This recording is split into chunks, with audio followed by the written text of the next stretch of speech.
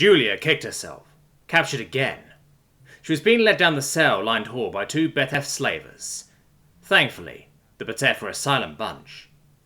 Out of all the lesser human species, the Betef were the only ones who would sell other humans. Julia looked at all the people in the cells. There wasn't a single species present in the holds of the massive slave ship that Julia couldn't name. The ship itself was a Titan-class freighter that was refitted to be a slave carrier. She estimated that this vessel could hold about 10,000 slaves at full capacity, even more if they crammed. Suddenly, they came to a halt.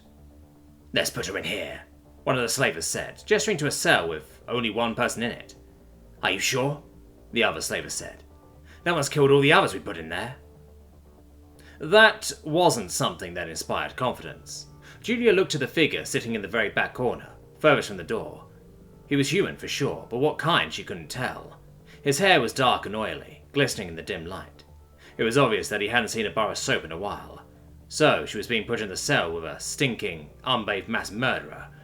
Great. "Fuck it, why not?" the first slaver said. "The bosses don't care what happens to her. She's Bihar." He opened the door and they threw her in. Closing the door behind her, he spoke. "Have fun." He laughed as he walked away. Julia leaned against the bars, watching them walk away. She suddenly felt the man's eyes on her. She turned around. She only saw one piercing green eye. It watched her, unblinking, through the strands of hair.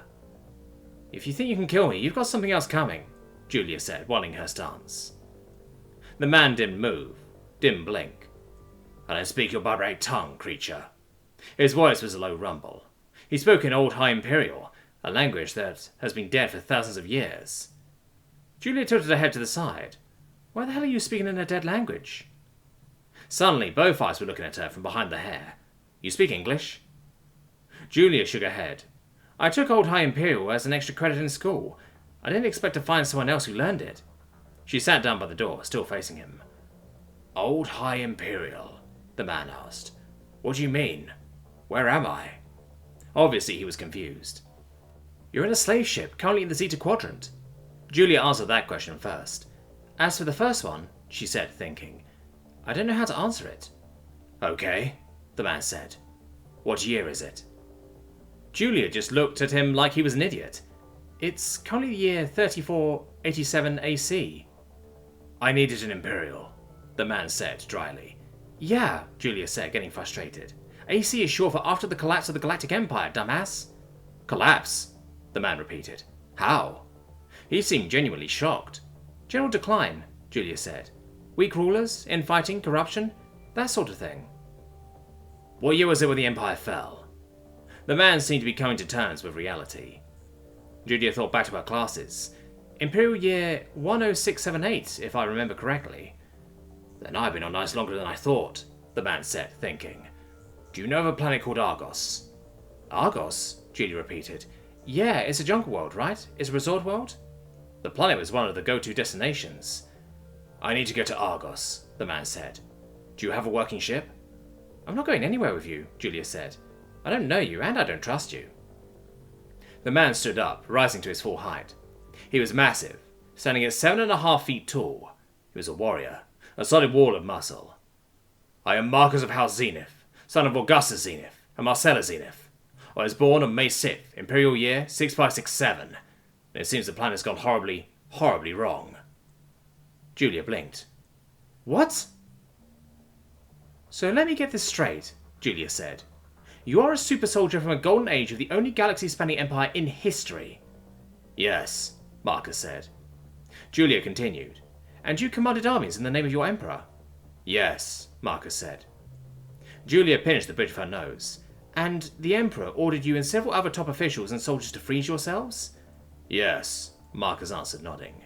"The plan was to have me shipped in with cryogenically frozen slaves, but it appears that never happened."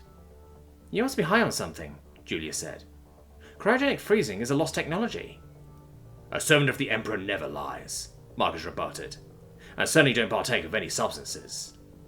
Julia ignored that. "Then why did you need to be frozen?" "The cryo chambers were too thick to properly scan, and nobody kept track of slaves, only the number of pods received." He sat back down, stretching out his legs. "There was a large rebellion going on within enemy territory. I was being sent to organize them. The slave shipment was going to be captured by rebels. He looked all sorts of dishevelled. He had obviously been here a while. She noticed that there were sores on his ankles. "How long have you been here?" Julia asked him. He paused, thinking. "At least a year, maybe more." "Well, I was going to escape regardless," Julia said. "Today's your lucky day, Iceman." "Iceman?" Marcus asked. "It's what I'm calling you," Julia said, retrieving her pick. She fiddled with the lock for a bit, eventually opening the door. "I won't worry about being seen. These guys are rookies." Marcus followed her out of the cell, stretching. "Which way to the hangar? Also, what happened to you not trusting me?" "I believe that way," Julia said, gesturing to their left. "But there is a stealthier way." She could say anything else as Marcus scooped her up and started leaping through the air. "What are you doing?" she squawked, as he cleared entire cell blocks in a single jump.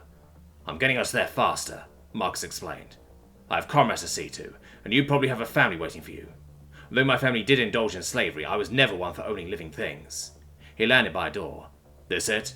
"Yeah," Julia said, squirming out his grasp. He was solid. She knelt and began accessing the lock on the door. This door proved more difficult, constantly changing and locking her out. She was getting frustrated. There was an insanely loud thud and crash as Marcus wound back his right arm and punched clean through the door. Julia scrambled back as he very slowly opened the door, his locks grinding in protest. Slowly, one by one, the lock bolts on the door, the thick rods of metal that were supposed to keep the door sealed against the vacuum of space, should the need arise, broke. They sounded like small explosions. This seemed to be quite the change for Marcus too, as his muscles bunched and tensed as he forced the door open. Finally, with a great metallic screech, the door slid into the wall. "After you," Marcus said, gesturing inside. Julia, too shocked to speak, walked into the hangar. The hangar, like everything else on this, was massive. This is where the slavers put their smallest ships, as well as the ships of people they captured. Julia immediately spotted her ship, a beautiful fighter model built for speed. She was glad it was unharmed. Marcus, however, went to a different ship, further down. It looked like a freighter, but it obviously wasn't. It was the best preserved Imperial ship she had ever seen. There were many historians out there that would kill just to be able to see the ship. "This is my ship, and it seems all the systems are still functional." Marcus seemed proud, but his pride didn't last for long, as alarms started blaring. Julia ran to her ship and leapt in. She started it up and got ready to launch. She looked over at the door, seeing the slaver run in, calling for reinforcements. She hissed a series of curses as she tried to begin the launch sequence, only to find that someone had put a lock on her controls. Cursing louder now, she looked out at the hangar, seeing that more slavers had already arrived. They had lined up and were preparing to unleash a storm of lasers and plasma upon her. The soldiers suddenly evaporated in a strange blue light, and the ship began moving on its own. It lifted and went straight into the hangar of Marcus's ship. The interior of the ship was well lit, with all the walls, floors and ceilings being the light grey. Getting out of her ship, she looked around. It was a small ship hangar, capable of holding small transports. Her thoughts were interrupted by a light ding, which sounded throughout the entire chamber. "I noticed that you were having trouble, so I used my ship's tractor beam. I hope you don't mind." Julia was about to respond when a line of light appeared at her feet. She followed it, and it led her to the bridge.